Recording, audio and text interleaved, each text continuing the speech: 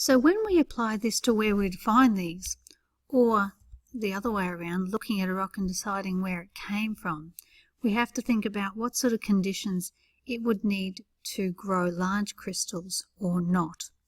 So essentially any of the lava that's come out of the volcano here, well, magma turning into lava as it comes out, this is extrusive rock because it will cool very quickly and it will have little or no crystals within it.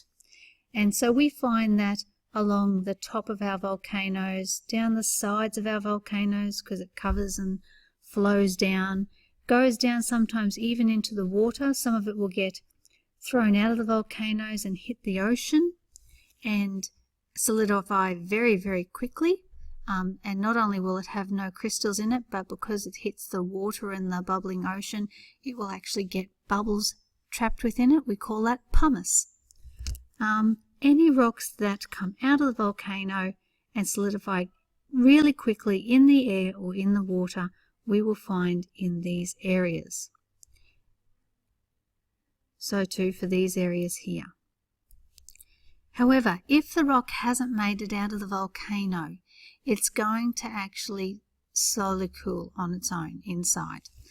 So any of the rock that we find in the lower parts of the volcano, like here and here, that's been stuck inside the volcano and cooled really slowly, we will find that that will actually have large crystals and therefore be intrusive rock. You'll also find that as you go down further deeper into the earth, you'll have even more intrusive rock. The deeper you go, the slower it takes to cool, the bigger the crystals. So the rocks that have the best crystals and the best size and the best formations tend to be found, of course, deep in the earth. This is why they often cost so much too, because they're very hard to get. So let's just quickly look at these rocks that I've got on the slides here. I've already shown you bronzite,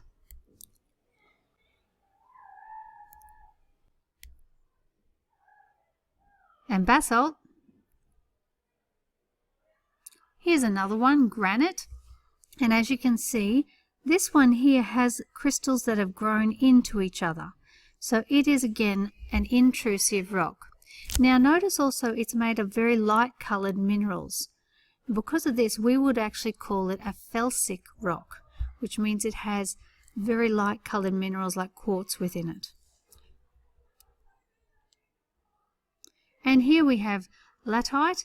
Now this one, as you can see, here are the crystals, but there's lots of areas here where there are no crystals formed.